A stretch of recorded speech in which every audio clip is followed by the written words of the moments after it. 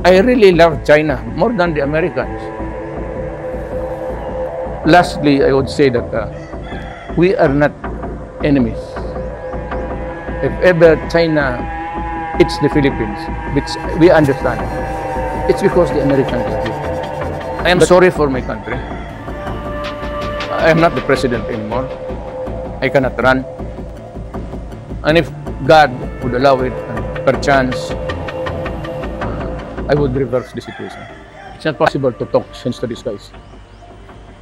Maybe one remedy is I can talk to your government, either here, preferably here, your representative. You can talk about easing up a little bit, and I will tell the people that this is the protocol that China wants to, and it's good, and I recommend that we follow it.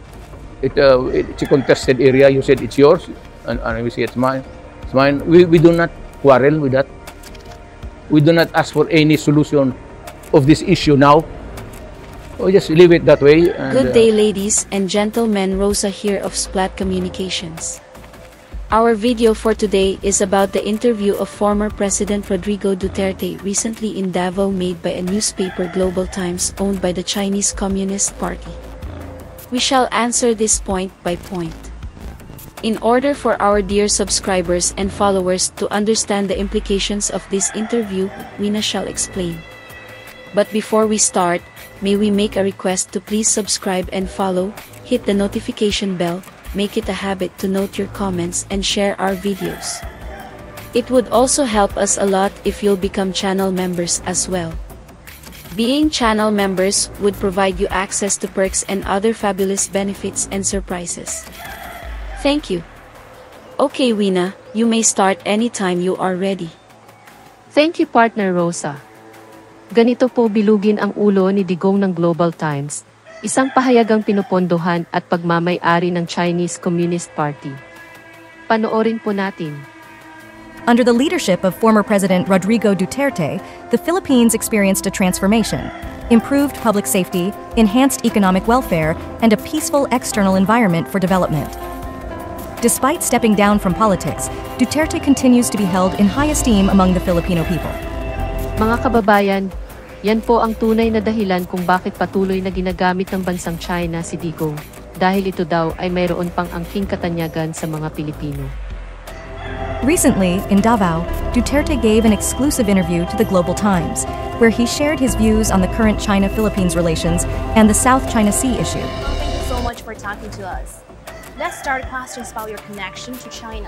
If you have one more opportunity to visit China in the future, what kind of messages would you like to convey to both Chinese and Filipino people? I was more of a friend, a closer friend to China. It seems that China here in Asia is making everything that is possible to gather us as good neighbors. Isang napakalaki po niyang kasinungalingan. Hindi po totoo ang binanggit ni Digong na ginagawa ng China ang lahat para maging sinasabi niyang mabuting kapitbahay or good neighbor sa Asia. Di mo po ba alam ito, Digong? Ito po ang listahan ng mga bansa sa Asia na mayroong hindi maayos ang relasyon sa China.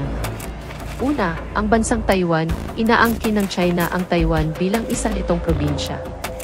Ikalawa, bansang Japan, may matagal ng hidwaan sa East China Sea na inaangkin ng China.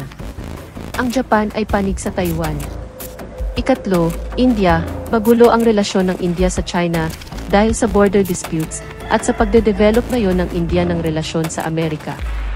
Ikaapat, South Korea, mayroong tensyon na namamagitan sa relasyon ng dalawang bansa. Ikalima, Vietnam, mayroong history ng malagim na palitan sa China dahil sa pag-angkin ng China sa teritoryo ng Vietnam sa South China Sea. Ika-anim, Australia, kinundi na ang mga pagkilos ng China sa West Philippine Sea. Ikapito, Singapore, hindi ikinatuwa ang mga aksyon ng China laban sa mga Philippine Coast Guard. Ikawalo, Malaysia, hindi sumasang-ayon sa pagkamkam ng China sa mga lugar sa West Philippine Sea.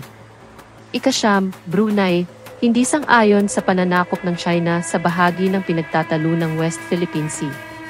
Yan ba, Digong, ang sinasabi mong good neighbor ang China sa mga bansa sa Asia? Napakalaking kahangalan. Ano po ang common denominator ng karamihan sa bansang nasa listahang aming inilahad? Karamihan po ay pawang biktima ng tangkang pang-aagaw o kaya ay tahasang pang-aagaw ng China ng teritoryo. Good neighbor mo ang bungo mo, Digong. But America, as it becomes its foreign policy, if you look at it at a distance, it is really hostile. So, if you stick with America, if you identify yourself with America, then everything becomes blurry with our relations with China and the rest of the ASEAN countries.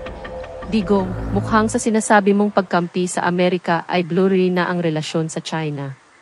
So ibig sabihin ba tama ang pangangamkam ng China ng mga teritoryo ng ibang mga bansang aming nabanggit? Binanggit mo ang bansang Amerika, hindi ba ginagawa lang din ng China ang pag-impluwensya sa iyo gaya ng ibinibintang mong pang-impluwensya ng Amerika sa mga kaalyado? In terms of geopolitics, trade, we have a robust trade relations between China and after I visited China and talked to the president, humbly asking him to consider the plight of my nation, that we earn money, at least one of the ways that we earn money was really our exports, because we are an agricultural country. So I was very appreciative of the brotherly gesture, like almost like to cry. It was really very kind to us Filipinos. China was very kind to us Filipinos at naiiyak ka pa? Tigilan ng drama, Digong, kaya ba hinayaan mo na lang na gawin ng China ang gusto niya sa ating exclusive West Philippine Sea at hinayaan mo na lumaganap ang mga pogo dito sa ating bansa?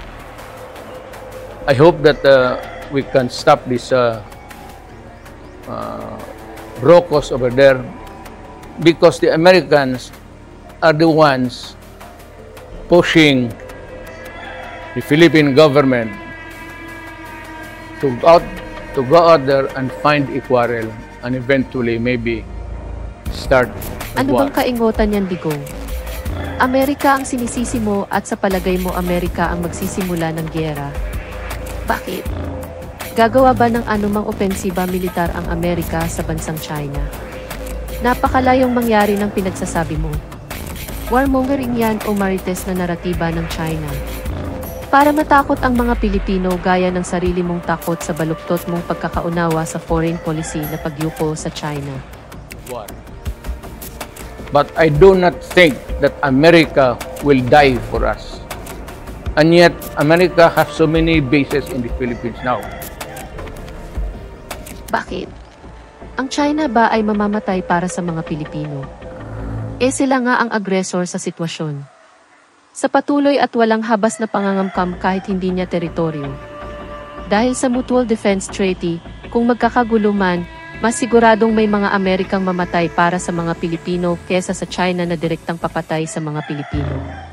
Simple lang naman yun, di ba? Ano po ang masasabi nyo dito? Maari lamang po na pakitala ang inyong saloobin sa comment section. Dito na po nagtatapos ang part 1.